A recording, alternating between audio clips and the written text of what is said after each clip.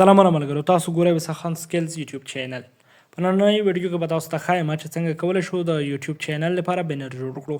نو هیله لرم ویډیو تر پایه راسره وګورئ او که ویډیو مو خوښ وه ویډیو در سره لایک او چینل در سره سبسکرایب کړئ او همداشان فیسبوک پیج در سره فالو کړئ.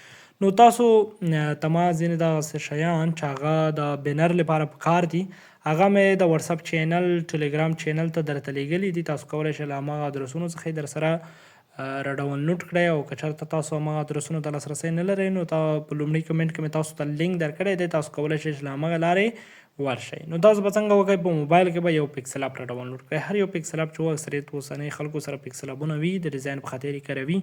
نو تاسو کله چې پکسل اپ را ډاونلوډ کړئ او که بیا مو هم نشو را ډاونلوډولی نو ماته کمنټ وکړئ، زه به ټلیګرام چینل ته درته شیر کړم. نو تاسو به دغه واتساپ را خلاص کړئ. کله مو چې واتساپ را خلاص کړئ لومړی دغه ډول صفحه درکوي. د هغې وروسته تاسو د لاندې اپشنونه ګورئ، په هغې کې به تاسو څلورم اپشن ته راشئ، تاسو وګورئ لاندې په دې باندې به کلیک وکړئ. کله مو چې په دې باندې کلیک وکړ دلته دغه لومړنی اپشن وګورئ د عکس سایز. د عکس سایز باندې به کلیک وکړئ. دلته پاس ګورئ په خپله انتخاب سایز چې کوم دی هغې باندې به کلیک وکړئ. دلته لاندې د یوټیوب چینل بینر سایز په دې باندې به کلیک وکړئ او اوکې به ووهئ. نو کله مو چې اوکې ووهله د هغې وروسته دلته رنګ ګورئ، په رنګ باندې به کلیک وکړئ. دلته به تاسو مثلا سپین رنګ ما ورته انتخاب کړ، دغه به انتخاب کړئ. دلته دغه کومه لیکنه چې راغلې ده دا مثلا زه ټوله ډیلیټ کوم له دغه ځای څخه، او که تاسو ډیلیټ نه کړئ هماغه ځای کې همدغسې تیار ټمپلیټ هم شته. ما دلته له لومړي سره همدغه راخیستی و. نو کله چې تاسو ته دغه صفحه راواوښته تاسو به د هغې وروسته ما کوم مواد چې دي اړوند مواد چې دي هغه ما درکړي دي د ټلیګرام په چینل کې لومړي کمنټ کې لینک شته. نو تاسو به هغه مواد در سره را ډاونلوډ کړئ. کله مو را ډاونلوډ کړ نو دلته به تاسو دغه منځ اپشن کوم چې ګورئ دغه باندې به کلیک وکړئ. عکس داخلول ګورئ، په دې باندې به کلیک وکړئ. تاسو به څنګه وکړئ، یو عکس به ورته راواخلئ. کوم عکس؟ هغه عکس چې ما هلته درکړی دي. نو تاسو به کله چې دغه راواخیست دغه یو عکس به ترې راواخلئ. دلته به دغه چیک باندې کلیک وکړئ. د هغې وروسته به تاسو راشئ دغه سایز. که تاسو سره په انګلیسي کې وي یعنې انګلیسي پکسل اپ در سره وي دلته ریلیټیو سایز لیکلی وي نو په دې باندې به کلیک وکړئ، دا به سرو ته ورسوئ. دا به دلته چیک کړئ، را به شئ دغه پاس او دلته به یې کلف کړئ. کله مو چې کلف کړ بس دا به په همدغه ځای پرېږدئ. د هغې وروسته به تاسو بیا عکس داخلولو ته راشئ. کله چې عکس داخلولو ته راغلی تاسو به همغه عکسونو څخه یو بل عکس راواخلئ. هغه عکس تاسو ته تیار ما درکړی دی. تاسو به دغه عکس راواخلئ. هر کله مو چې دغه عکس راواخیستل دلته بیا چیک باندې کلیک وکړئ. کله مو چې په چیک باندې کلیک وکړ بیا یا ریلیټیو یا سایز دلته دغه اپشن ګورئ، دا به بیا سر ته ورسوئ. کله مو چې سر ته ورسوه دا به چیک کړئ. دلته به راشئ دغه ته به یو رنګ ورکړئ، هر رنګ چې ستاسو خوښ وي. مثلا ما زیډ رنګ ورکړ یا مثلا کوم بل رنګ ورکوئ. زه به تاسو ته یو بل رنګ ورکړم، ماشین رنګ ورکړ. دلته د هغې وروسته راځم دا هم کلف کوم. هر کله مې چې دغه کلف کړ دلته بیا عکس داخلولو ته راځم. کله چې عکس داخلولو ته راغلم دلته اوس تاسو به په دریم پړاو کې دغه عکس راواخلئ. کله مو چې دغه یو راواخیسته دلته به دا چک کړئ. نو تاسو به څنګه وکئ، د دې سایز به لږ شان وړوکی کړئ. دلته به یې راوړئ، لږ شان به یې له دې غټ کړمه. تاسو دغه څنګ کې کومه کیله چې درکړل شوې ده له هغې څخه به یې نه وباسئ. که چېرته د هغې څخه ووتو نو بیا هم کله چې تاسو هلته سیو کوئ بیا تاسو ته ستونزه پیدا کوي. تاسو وګورئ اوس مې دلته دغه هم کلف کړ. د هغې وروسته بیا راځم عکس داخلولو ته. هر کله چې عکس داخلولو ته راغلم دلته یو بیا عکس راخلم. زه راځم دلته یو د دې چینل اړوند مثلا هر ډول عکس چې وي چې تاسو کوم اړوند چینل لرئ خپل عکس په دې کې جوړوئ یا د بل چا عکس مثلا چې هر یو عکس تاسو جوړولو نو تاسو به دلته همغه عکس راواخلئ. زه دلته دغه فایل ته راغلم، له دغه فایل څخه مثلا ما دغه عکس راواخیسته. هر کله چې زه دغه عکس راواخلم د هغې وروسته لاندې کومه دایره چې ګورئ د باندې به کلیک وکړئ. نو دا به یو ډول دغه شان دایروي جوړ کړئ. نو هغې وروسته به یې بیا کوچنی کړئ. کله مو چې کوچنی کړ دلته به یې راوړئ، دغه ځای ته به یې برابر کړئ. دلته بیا ښه ښکارېږي. تاسو ته نه برابرېده نو تاسو یې د دغو غشو په ذریعه څنګه کولی شئ برابرولی شئ. نو تاسو به دغه د کوم غشي چې دي د هغې په واسطه به یې برابر کړئ. دلته به بیا دا کلف کړئ. وروسته به بیا هم عکس داخلولو ته راشئ. نو دلته تاسو به دغه وزرې راواخلئ. دلته به دغه وزرې کومه وزر چې د لومړۍ وه هغه به ترې کرف کړئ. نو دلته به راشئ د دې سایز به لږ نور هم کوچنی کړئ. دا د دې په خاطر ورکوو تر څو لا ښایسته جوړ شي، لا ښه جوړ شي. نو دا به دلته به دغه ځای کې دغه ډول ورته برابرې کوئ، د دې به کپي راواخلئ، دلته به یې راوړئ او بیا هر کله مو چې کپي راواخیسته دلته په دې سایز دغه سایز بدلول باندې به کلیک وکړئ. کله مو چې په دې باندې کلیک وکړ نو دغه به همدغه شان دې خوا راوړئ. کله مو چې دې خوا راوړه دلته به یو بل هم راواخیستل شي، یعنې کفي به شي. نو کله چې دغه راواخیستل شو دا به لږ دې خوا کوئ، دلته به یې په دغه ځای کې ورته برابر کړئ. دلته به راشئ، د دغو غشو په واسطه تاسو کولی شئ چې منظم سایز برابر کړئ.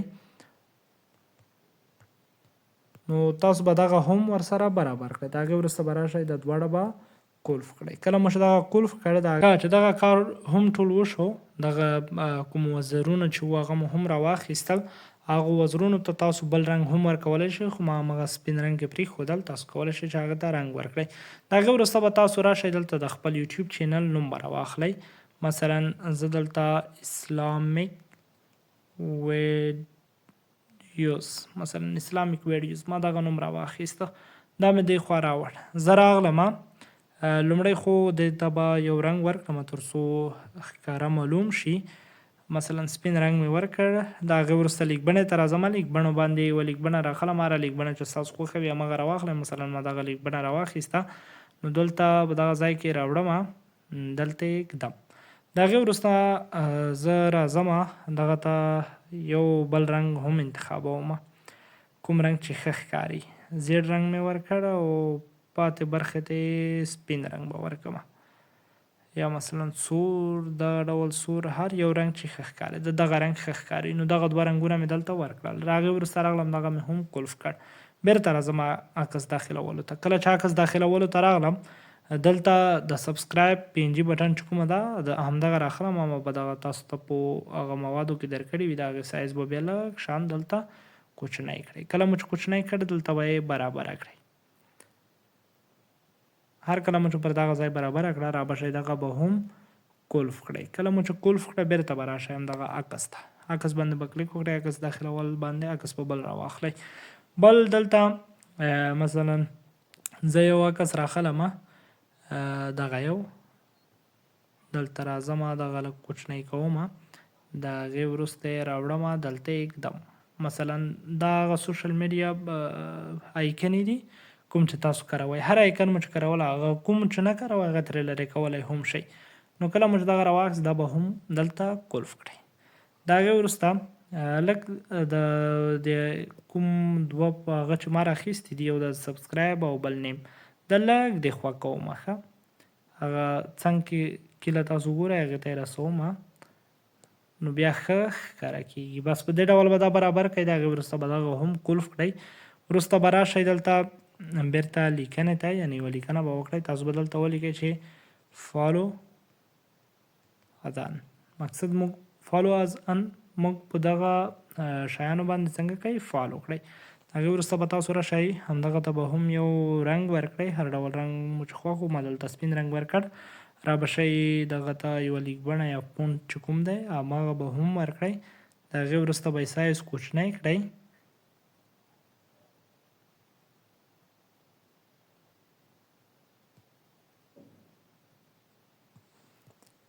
لاندې کوم آیکنې چې دي هماغه هم شاته لږ راوړم تر څو دلته برابرې شي. نو تاسو به دا په منظم ډول سره برابر کړئ. نو تاسو چې کله دغه ټول برابر کړل را به شئ دلته دغه ټول به قلف کړئ. د هغې وروسته به راشئ بیرته همدغه عکس داخلولو ته. نو تاسو به دلته بیا یو عکس راواخلئ، هغه عکس همدغه یو دی، دغه به راواخلئ. کله مو چې دغه راواخیست د دې سایز به کوچنی کړئ. کله مو چې سایز کوچنی کړ نو دا به دلته څنګه کوئ سیټ پی کړئ، په دغه ځای کې به یې برابر کړئ. له دغه کونج څخه لږ شانې نور هم سایز کوچنی کوم، نو تاسو به دغه دلته برابر کړئ په دغه ځای باندې. کله مو چې دغه برابر کړ د دې به کپي واخلئ، دې خوا به یې راوړئ، سایز بدلولو باندې به کلیک وکړئ، نو دا به دغه بل سایډ ته واړوئ. نو تاسو به راشئ په دغه سایډ کې به هم همدغه برابر کړئ، هغې خوا به هم ورسوئ. نو کله مو چې دغه برابر کړ دغه وروسته به راشئ دغه به هم قلف کړئ. کله مو چې قلف کړ بیرته عکس داخلولو ته به راشئ. دلته به براوز باندې کلیک مثلا ما دغه یو یوټیوب ایکن هم راواخیسته، دغه به دلته کوچنی کړئ. ما پر همدغه سایز دلته کېښوده، دا به دلته کېږدئ، را به شئ دلته دیوال ته. کله چې دیوال ته راغلی دغلته به یو سپین دیوال ورکړئ، نو دغه به هم څنګه کوئ در سره کلف کړئ. تاسو وګورئ زموږ بینر جوړ شو. د هغې وروسته به تاسو راشئ دلته بیخ ته کوم هغه سایز چې و چې مونږ ورته جوړولو په لومړی سر کې مو ورکړ، هغه یو به ترې ډیلیټ کړئ. کله مو چې ترې ډیلیټ کړ نو تاسو وګورئ زموږ لپاره یو ښایسته بینر جوړ شو. نو د داسې بینرونو جوړول ستاسو مهارت پورې اړه لري. مثلا تاسو خپل ذهن وجنګوئ، له دې هم ښایسته بینر جوړولی شئ. خو هغه کوم چوکاټ چې دی لومړی سر کې چې اوس مې ډیلیټ کړ، هغه چوکاټ تر ټولو مهم دی چې هغه د بینر په سایز جوړ شوی دی. نو تاسو به هغه هرو مرو در سره کاروئ، له هغې څخه به استفاده کوئ.